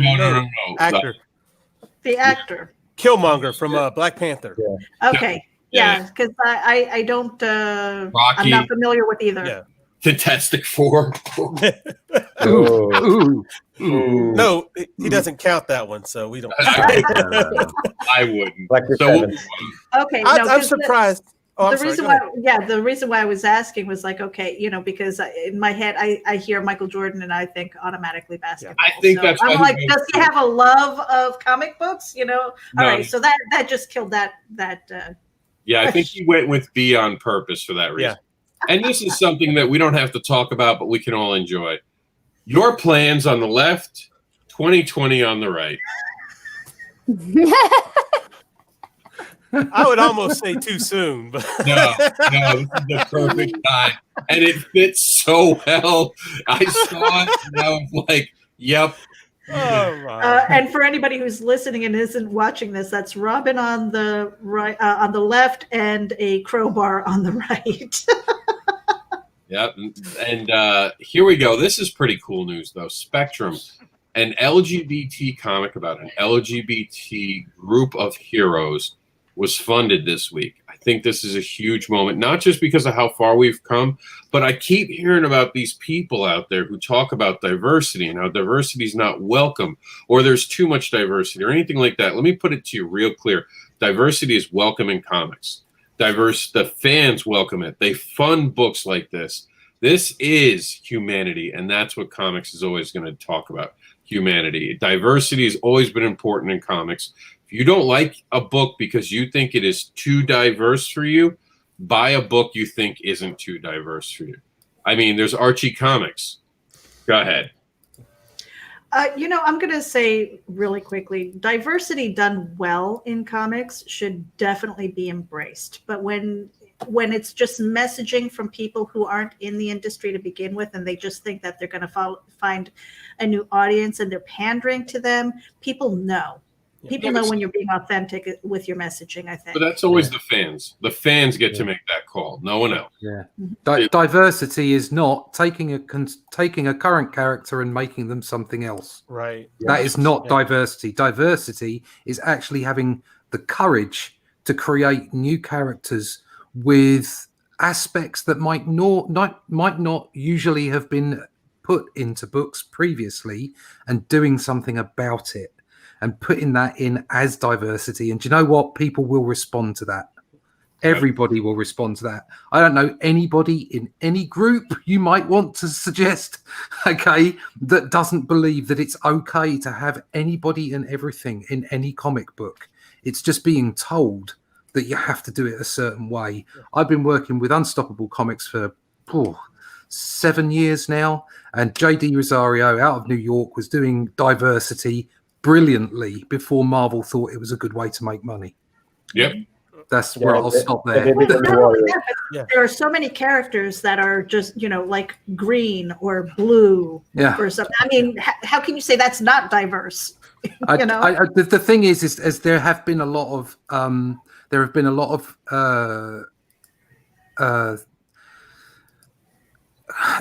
things alleged about the way comic books used to be put together, and the kind of people and the kind of non-diversity there was in comic books. And that's kind of rubbish, because there's always been, okay, if you go far enough back, of course. But like the 70s, the 80s and the 90s, they had a huge diverse cast of characters and a huge diverse cast of people. If you were to go into a Comic Con 20 years ago, the room was full of nerds, and they were from every kind of place you could imagine. No one was told they weren't welcome, ever. And diversity is a great thing. I think this is a great book. I think what they're doing is great. There's absolutely no reason why you can't do this, just like you can't do any kind of characters. And if you want to focus on that thing, if you want to focus on the fact that they're LGBT rather than being straight, okay, great. If it's all about the characters, we all understand, whether we're straight or not, or whatever we might be, that certain aspects of our characters do have an effect on the kind of person we are. But it doesn't make us who we are. Okay, we're a combination of so many different things, and it's okay to shout this kind of thing out, put it out there, and Rob is absolutely right. Get it out there, let people appreciate it, and let fans decide what they want to read. Yeah. Just make sure there's comics for everyone, because that's what comics are for. Mm-hmm. Well said. And just to touch on it, even before the 70s, there was always diversity in comics. It's the representation that's always been told. And if you see the world, and like we were talking about, you should never judge a creator, because you've never lived in the creator's shoes. Exactly. You don't know what they experienced. Sometimes they're telling a story just from their perspective. There was no internet back in the 20s, 30s, 40s, 50s, 60s. They were dealing with what was just in front of them, and they were doing the best they could. And a perfect example I have for this is Eisenhower. Eisenhower made a character that was not flattering. Eisenhower picked up on this quickly, changed the character, and made the character a better representation, one ahead of its time. And yet all people could do, going back to the whole Twitter 10 years ago, instead of seeing what Eisenhower saw he made a mistake, retroed the character and made it more positive, they harp on that one moment. A man's legacy who made such amazing storytelling. And maybe at one point he did something that was wrong, and he caught it, corrected it before an outrage. He changed his own character before there was an outrage. He already fixed the problem, but they wanted to focus on that one moment. So what Russ is saying is very true. Let people create, let the fans tell you, and then let people evolve. When you see someone evolve, applaud them. Right. Give them the credit. You've grown as a person. Thank you. I can guarantee you that I had views when I was 25 that I don't hold any longer. Yeah. Because I've got experience and I've grown up. Absolutely. Who knew? Go ahead, Meredith. I was going to say, I am so glad that I grew up without the internet, because that stuff doesn't exist unless you dig out an old box of something. Yeah. But I mean, that was really all just a snarky remark. Rob, do we have any more headlines? Of course. We have. We're only, I think, on Tuesday right now. This is Wednesday coming up. You leaned into that. Don't fake it one. You had like 5. It was a great conversation, and I thought it was one that needed to be told. Yes. And I can't wait to write up about it a little bit and expand on that. Oh no, perfect. I love the fact that people are talking about it, 'cause it's an important topic. This is some big news. Only Death Can Save Us was the project to back this week. Russ had won the top spot in our poll, and I love it. I love talking about this book. And talk about burying the lead. He had a new video. Yeah, I did. Yes. He had a new video that I really liked. I really dug it. So if we could have a moment, I don't think I have it loaded here because I went and got some voice talent from Fiverr.com. Oh, really? And they were brilliant, absolutely brilliant. And I got them to voice over the first 3 pages of the project. It didn't cost me a huge amount of money. It was reasonable, and so I put another video to it, and they did a great job. I was stunned. You guys want to see it? Oh, yeah. Yes, please. Oh, yeah. Here we go. Hold on, I think I'm muted. Yep. 20 billion years ago, as the second age gave way to the third. Oh, that's double speed. Rage between Satana's forces. Sorry, that's me. I watch my videos. I often watch my videos at very fast speeds because I'm hyperactive. So here, at regular speed, at human speed, as my nephew would tell me. 20 billion years ago, as the second age gave way to the third, one last great war raged between Satana's forces of cruel chaos, who had ruled for a sliver of eternity, and the forces of order, who sought to remake things anew. The Supreme called her warlords the pillars of creation. Their purpose was not to bring apocalypse, but to welcome forth the new age. Over time, their true purpose would be forgotten, for such is the fate of legends, and only their names would be remembered. War, famine, pestilence, and death.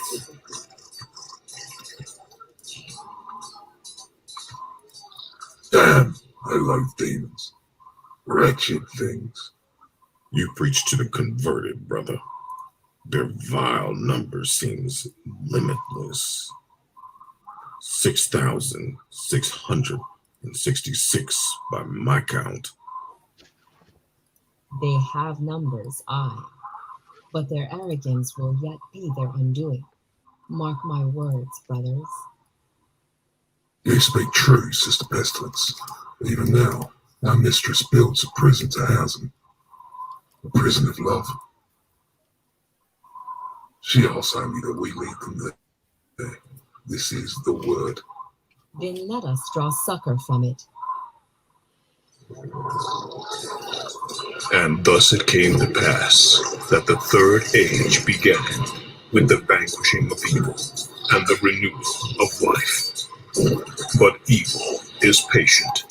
It clings to the dark places and waits for its moment to strike. We shall know glory this day, my brothers. What was won that day was a battle, not the war. That would come later.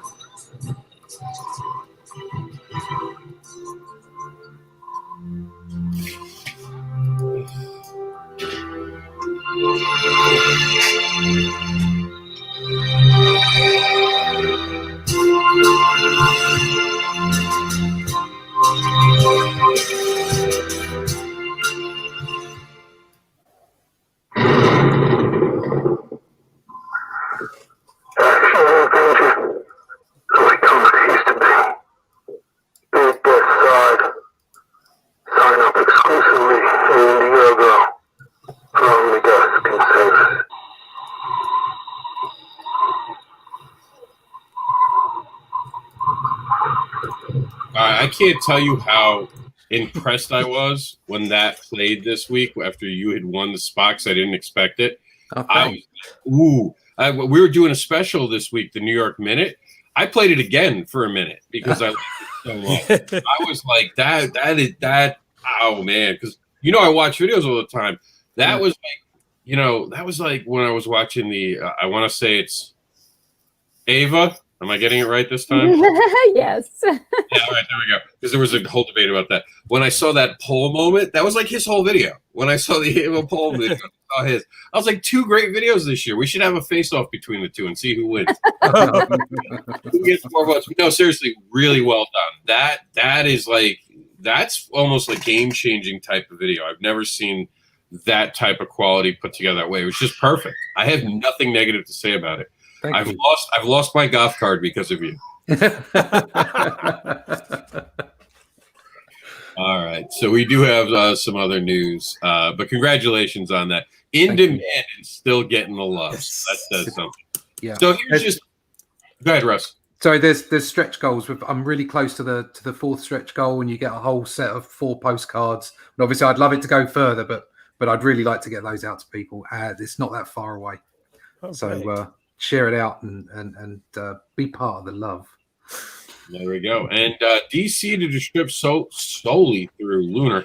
So basically, DC is not only broken up with Diamond this year, but also broke up with Midtown Comics. DC, you heartbreaker. You heartbreaker, DC. Just can't keep a good relationship down. Poor old DC. I mean, you know, they're young again. They're feeling it. They're the 80s, the new 20 type of feeling they got. They're out there dating, seeing who's gonna really make them happy. So good for them. We'll see if that's a good or bad thing. MGM nabs the rights to Supernatural comic book series by creator Josh Blaylock. Devil's Due Mercy Sparks is a female demon sent from hell to Earth on a mission. So this is just good news overall. Another indie property making it to a different level. We always cheer that here. You know, we'll see what happens with it. But MGM, I remember this got picked up earlier in the year by a smaller studio. The fact that it's MGM almost makes me feel this is definite now. Because we've seen a lot of properties get picked up at the lower level of the studios that don't always get made, and they get stuck in developmental hell. So this is a good sign for that. We also had the Scholastics open. Are you a BIPOC? And Meredith, what is that? I think it was Black, Indigenous, People of Color. Creator. And Scholastic 0 to 8 group wants to hear from you. So they're looking for different opinions. Again, they're looking for diversity. That's just call it what it is. So they want you guys, if you're basically creating content from 0 to 8, feel free to do a submission. Always good to put that out there for you guys. If you feel like this can help you, Scholastic is looking for you. And we're making our way finally to Friday's headlines. And here we go. So Terraformed Creations. Meredith, you want to talk about this a little bit?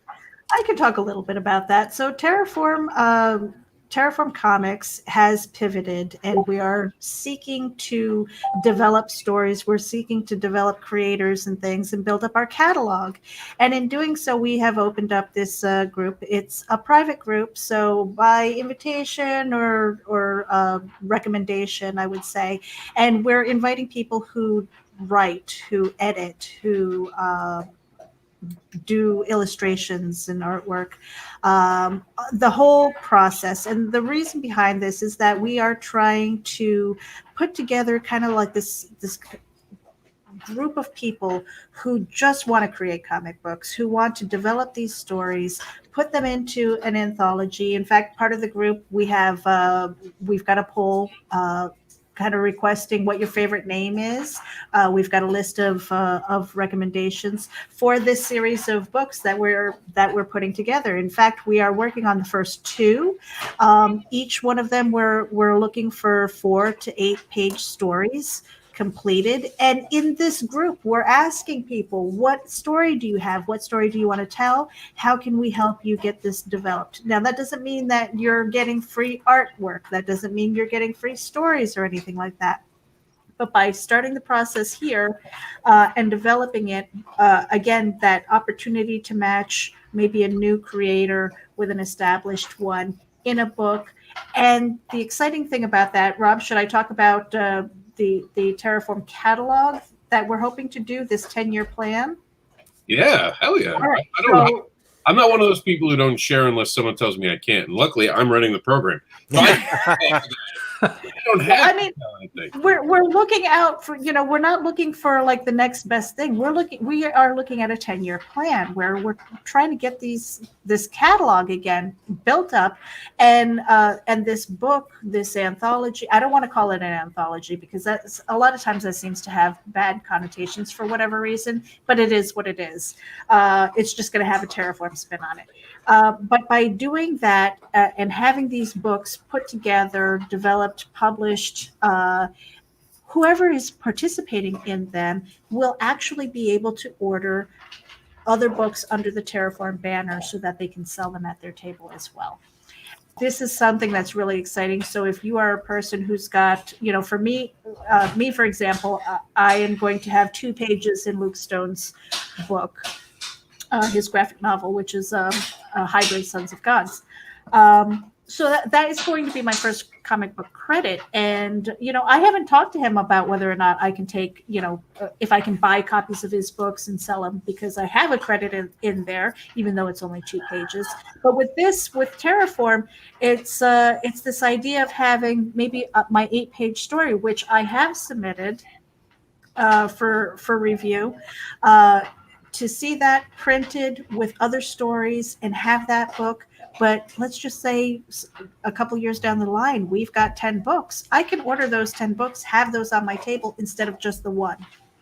And that feels great because I don't, at least it's something sitting on my table than the one title. That to me is exciting as a new creator. Rob, I know that you can expand on that a little bit more on whatever it is that I missed. No, good. Perfectly said. A few things. The reason I don't personally consider an anthology is this is an invitation to creation. When I first started in comic books, we all talked about working together. Things get in the way. People get in the way of that. I want to create something where everyone's welcome. This is, like she said, about building something that everyone can benefit from. In a 10-year plan, I plan to do 100 of these. So just imagine being the new creator who gets in on the 100th issue, who can now pick from 100 different issues to have at their table. Imagine what that does for them. And in reverse order, imagine the alumni that you are going to build. This is going to force an industry that's having trouble with itself to start working with each other and not seeing the politics, but seeing the brilliance of creation instead. Because there will be no political talk within my groups. And Terraform Understand is not just giving a free ride for everyone to do whatever they want. No. We are going to have expectations of quality. We will be there from concept to story to the teams coming together, explaining across the way, being involved, helping to actually be some people's actual possible teachers, if not even further, like a mentor maybe. This is about bringing the industry together and creating together. It's been a dream for, I can't tell you how many of my friends and creators have all talked about doing it. I'm finally in a position where I can make it happen, and I'm going to make it happen. We're already this close to filling 1 book. We're going to get 2 books filled, go to Kickstarter, start to have these creations churned out. The first year, we're going to aim for 3 books. We can get more out, we will. This is about all of us creators and all the fans. It's about bringing you new slices, what we'll call, and I've used this with the Advocator, and I'm bringing a lot of what I learned to the Advocator here. So this will be a poo-poo platter of indie creation. But more importantly, it'll be about the comic book industry. Because one day, these people you're working with are going to be pros. Absolutely. I could see Enes's book becoming the next Adult Swim cartoon. Like that would be so cool. Russ, I could definitely see your book becoming something on Cartoon Network as well. And then boom, these are 2 creators that are possibly within our ranks that are out there. And that's the point, just using them as examples. Because I know Russ did join our group, and I sent an invite to Enes, so I'm hoping I'm guilting her into joining now. But no, it's about us sharing what we know together. It's not about promotion. I'm going to give you a hint. If you put in that, because we do have a couple of lines of, hey, why are you joining this? If you put for promotion, I don't accept you because you don't get it. You don't see the concept. Yeah. Networking is fine. I have no problem. And I'm not hiding anything. This will all be public stuff. I know a lot of people are like, you can't talk about contracts. We'll talk about contracts openly and honestly. We're going to help people learn how to negotiate. So if someone has an artist and they're like, I don't know how to talk to the artist, me and Meredith, or maybe someone else will be happy enough to step in over time. We'll sit with the group and help them talk to each other. So there's no awkwardness. This is about creating comics. That's it. A lot of people ask me when Terraform started, what is Terraform going to do? I famously said create comics. And they thought I was being facetious. No, that's always been my goal with Terraform Comics.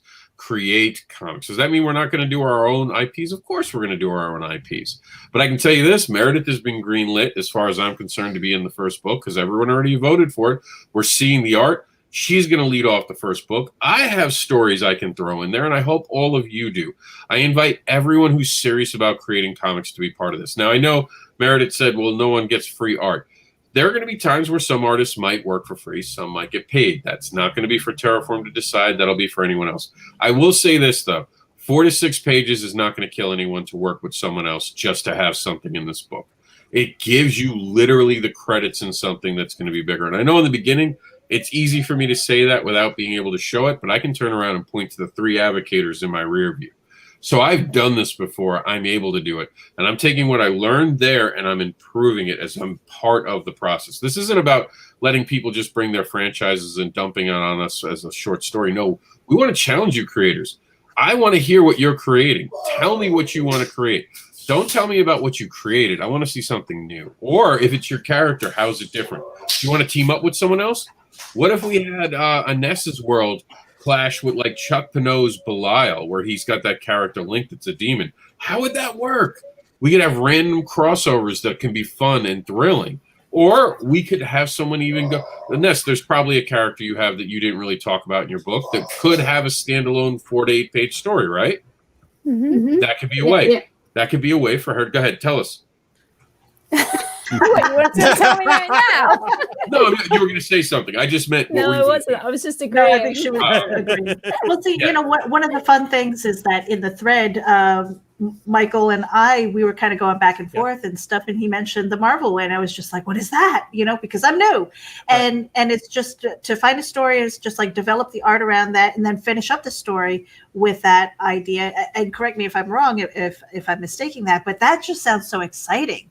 And it doesn't even necessarily just to be involved in that kind of collaboration where you're creating something that's brand new is very exciting to me, because then it doesn't all come from my brain. You know, it's that collective, which is, again, it's so exciting for me to see this opportunity, maybe with Michael, with Russ, Marv, you know, everybody who's in this room, everybody who's listening, who says, you know what, maybe I do have a story and I want to see it developed. How far can we take this? And that's not to say that everything that's pitched in this room is going to be accepted either. But that creative process just, it's got my adrenaline flowing, and I cannot wait to start working on more of these things. I've got about 5 of my own stories that I'm like, I got to take time and script these out, you know, so that I can present it and see, you know, like how far can I take this? Where is it going to go? And that opportunity itself is really, it's gold. It's gold to me. The fun thing about the Marvel way is it's circular. It's not a linear thing. She writes a script, passes it off to the artist draws it, and it moves on down the line. The fun thing about it is you come up with the story, put it out there. Oh, this is the pacing. You put you draw the page, you send it back, you see the dot. Each one inspires the other. And that's what I'm doing now with Silverline, is the Marvel way, and it's great. You feel like sometimes you could get a script and you're like, okay, well, I'm drawing this as per the script.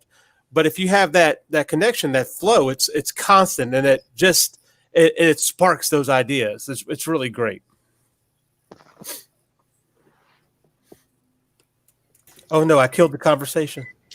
No, I was on mute. They are right out of the room. You know, it is a great idea, and it's an idea that I think will help people, because at the center of it, it's about the industry and keeping the industry going by creating something that can withstand time. We're talking about building a library, not a publisher. The publisher will do other things. And of course, this is going to help us meet new creators, get excited about what new creators are doing, and maybe offer them a full ride. And Varian's actually one of the people behind this as well.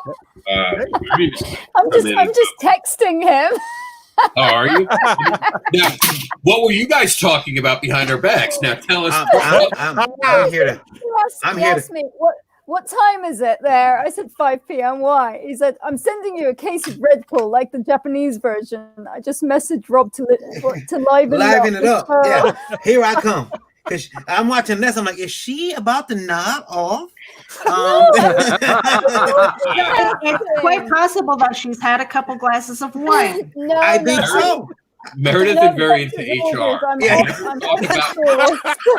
No, I'm like, you never talk about how a woman looks. Stop, Marion. In my defense, I was multitasking. I was actually looking at my artwork while you guys were talking. Yes, you look beautiful. Don't even listen to them. Marion, I'm never inviting you to a show again. You're right, That's why I'd like to say, in my defense, he's like, you look tired. Yeah. Oh my God! You do not go through the Me Too training. I'm telling you, listen. Hey, my marriage. I test the strength of my marriage every day by telling my wife what I really think, and so she'll come and ask me like, "Hey, how does this look on me?" And I'm like, we don't sleep in the same bed. At this point, like. It's like we're friends, but it's weird because I was thinking what you were saying. I heard the terraform stuff, and I was coming in to echo it, and then you went past all of it, Rob. So thanks for hogging all the details, man. Then I seen something about people of color, and I'm like, hey, I'm one of those. So I want to come in and be like, hey, I am a person of color. Can I get work? Sent you the link. Go be part of Scholastic. Yeah. And then I thought about because I just found out. Never mind. No, can I say that? You can say what you like. Come on. We did have a disclaimer at the beginning. Whatever it is, I'm sure I've said worse. Like I don't know. I've heard variant. That's debatable. They're chasing a very low brass ring. Like it's tarnished and it's like. Oh, Scholastic's numbers are through the roof. I have now been told what Scholastic's numbers are for a particular book. And I'm like, really? That's selling? So I'm good. I mean, I like Scholastic. Don't get me wrong. I ordered the books when I was a kid. And I'm sure, although I used to order the books for my kid, but his school dropped Scholastic. They got some other place now that's really politically correct and normally have books from good, wholesome people who, believe in socialism. Sorry. Okay. No politics. I won't turn into politics. I will say this. I told you, watch who you let in here. And have you come out of hospital? Are you home now? I am home. I'm feeling good. And he's on drugs. That's why he's saying what he's saying. I was about to say. And he's got a line in right now. You can almost. You can. If you listen closely, you can hear the pill bottle shake. I said to Varian, I mean the extremes that you go to just to see some nurses. You could have just asked Krista to pop on a naughty nurse's outfit rather than going to such extremes. Or the diet plan. It's a terrible diet plan. Yeah, I want to confirm. Hold on, Varian. Mm-hmm. Did Enes just offer to give us a look at her in a naughty nurse outfit? I think she did. I suggested Krista. I didn't hear Krista. Did anyone hear Krista? All I heard was I heard naughty nerd outfit, actually. Naughty nurse. All right, Russ loses his geek card today. I'll take either one. Naughty nerd or naughty nurse. I'll take either one at this point. I just no,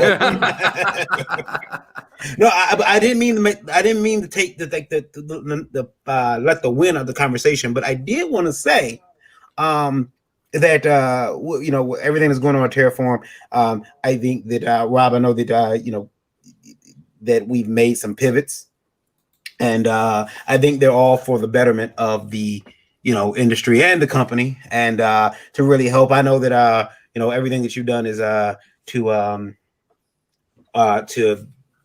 make sure that creators are treated fairly. So and I think it helps when you are a creator, when you come at this from the, you know, the viewpoint that you are a creator, that you've been out there in the trenches, and you know what it's like to get screwed over sometimes, and you make rules that I don't want anybody to get screwed over. It's kind of like Batman, you know. I got this happened to me, I'm gonna do this so it can't happen to anybody else. So yeah. I'll take that one. Yeah. I'll own that one. Yeah, I'm very happy to be a part of it, and to be able to put some shine on my name. What is this? Oh, I just thought it would fit perfectly while you're talking. Oh yeah, something any second now that face will fit. Yeah. Any second, I'm gonna say something that's gonna like, oh my God, he said what? I'm really thinking about changing my name. Did he really just say that? Well, you know, that's gonna be my new name. You gotta put that on a jersey and go to the Comic Cons with that. What film is that from? Oh, that's Mallrats. What's that? Mallrats. Kevin Smith's Mallrats. Oh right, Mallrats. Oh, she's like, oh, young Ben Affleck. That's do you know my late husband used to say I looked like Shannon Doherty? I could see it. But without the evil. Yeah. Yeah. How do you know? You've not seen me on my bad days. Yeah, but unfortunately, your bad days are Shannon's good days. That's when she's being really nice. I want to ask too, because I was when I was I just want to say that I got my scanner, by the way. Oh, I got my curve flattening technology scanner. It is awesome. It is great. And so Ahoy Comics is coming very soon. I'm just kidding. No, I'm not gonna, but it's gonna help me review comics. So if anybody, but yeah, I did get scanned. The other one's coming pretty soon, Rob. So I've been toying with that all day. But I will tell you this: I have never. I've been pretty lucky. People have been sending books in for me to review, and the books I've been ordering are starting to come in. I got Iva, and I want to tell Enes it's a good read. Mine came last. I don't know why that happened, but yeah, I'm sorry about that. It all got sent off at the same time. Really, it did. Yeah. Rob got his. Yeah, I got mine. Yeah. See there? Yeah, I got mine. But it's yeah. Then Lola told me what happened. She saved the best for last. Yeah, so that's why I got mine. That's what happened. Why? Who got the book last? Yes. That's exactly what I was intending. That's exactly right, Krista. and Russ, did you see my comment? What comment? Where? I left a comment for you in the comments. I'm not sure if it's private. It might be private, but is my thing set to private against the streamer? But I was just gonna say, I'll bring it up. Okay. You can tell them. I'm just saying. Well, Russ might remember we talked about how people like jump on and say they're a co-creator of a title. I made a pitch to Russ in the comments. I said that Death should have a brother named Life in the next art that he fights, and because of that, I need to be marked down as a co-creator. Or else. Yeah. Fair enough. I'll bear that in mind. Yeah. I'll be watching, Russ. I'll be watching. Yeah. Did he really just say that shit?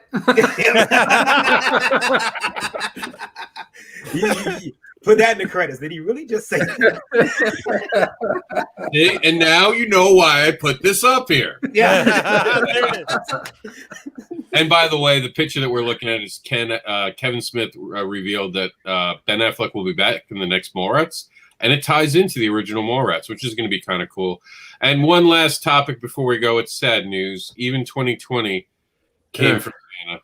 There will be no Macy's Santa for the first time in over 160 years. But that's okay, because Santa's not real, kids. And if you're watching this show, your parents are horrible, because you should not be allowed to watch this show with your kids. My God, what if your parents... Your parents are telling you there's an old guy with a beard who brings you toys. You bought that, and they're letting you watch me? You're fucked, kid. You're fucked. I think his name's Rolf Harris. Oh. Did I say that out loud? Oh, no. Right? Well, Varian. I caught that comment. Anytime you ask about Varian's childhood, he'll go through the movies he watched. Like, if it's a movie a kid shouldn't watch, Nightmare on Elm Street, yeah, I was like 4. Yeah. I'm like, I've seen that movie in theaters. What are you talking about? That was 88. I was 7. Varian was told that he was the reason Santa Claus died growing up, I think. Can I say something controversial?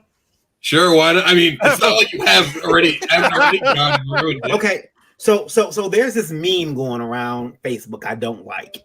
Okay, and it says, it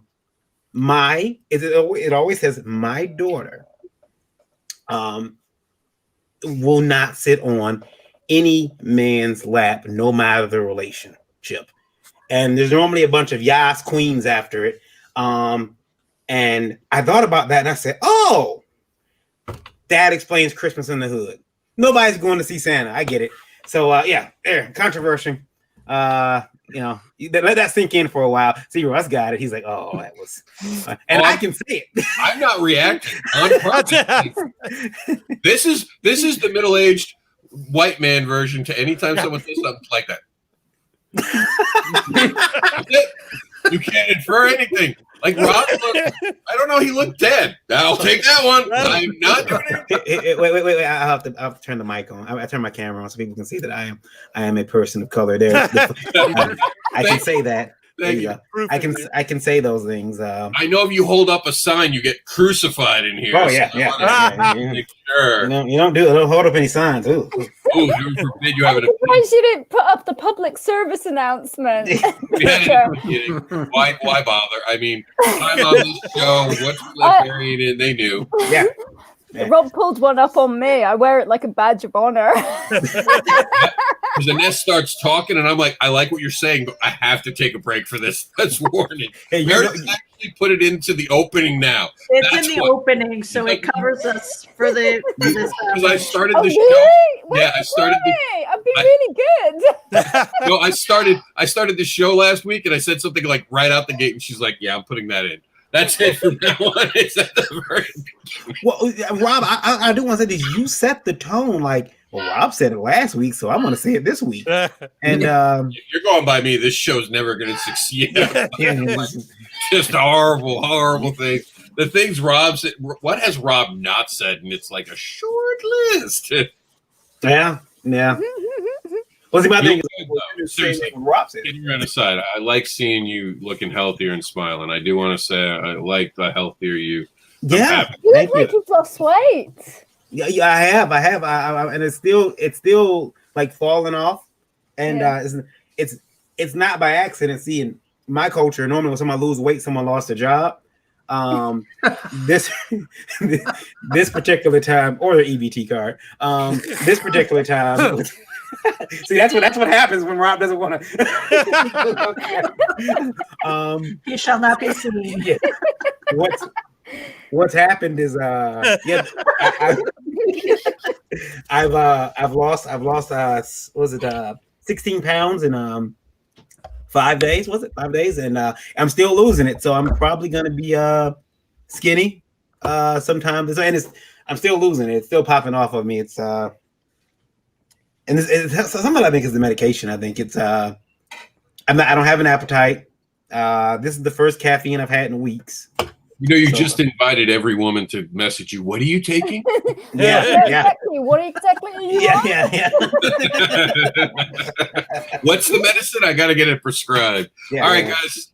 We're out of time. You guys can stay and hang out with us behind the scenes. We are a little over the 2-hour mark. If anyone else has something to add, please do it. You can find Varian never got to introduce himself, so we'll let him say goodbye and we'll go around the room in the order you guys came in. So Varian, take it away. Yeah, complain to me at KYD_V on Twitter. Do it there because I don't look at my Twitter, so your message will go unanswered. But Varian Grant on Facebook, Indie Volt, Last Call Comics, Terraform, as a matter of fact. Don't send any hate mail to Terraform, though. Just send it all to me or Rob. Rob will answer my hate mail, too. Oh, and, I'll definitely answer it. You're going to love my response. Yeah, that's me, though. So, I like to talk comics sometimes. And, that's pretty much it. And he'll be on Tuesday at 9 on Indie Volt, live on the Indie Volt channel and on YouTube, Facebook, Twitch. There you go. Yeah. And Who are you voting for? I'm kidding. Do not answer that. That was just a joke. That was just a joke. Oh, all right. I just wanted to see if he was voting for Biden or not for a reason. And Aaron will laugh at that.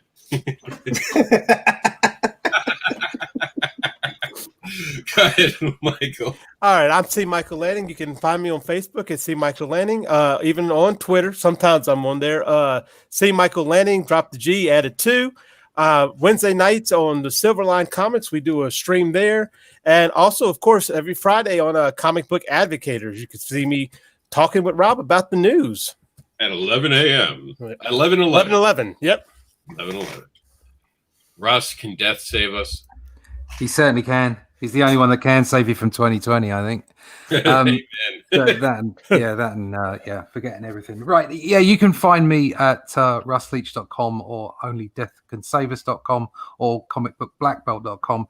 You can find out more about the book at onlydeathcansavus.com. You can click the link to the campaign there. You can find me on YouTube as Comic Book Black Belt. Please subscribe. I could do with the subscribers. It would be very good. There's lots of stuff on there on the channel. You can find me on the Twitter, on the Fleecebook. You can find me at Parlay when it works. And the Sin Killer. I promise I'm pressing it. It's just, there we go. Yeah. So you can find me on Instagram, Facebook, and Twitter, and also on YouTube, Marv Artwork. Or just put the hashtag The Sin Killer and you find one of those logos there. And that's it. Thanks for having me. Hello. Yes, you can find me on Indiegogo. Just type in EYVA or Facebook or Instagram or Twitter.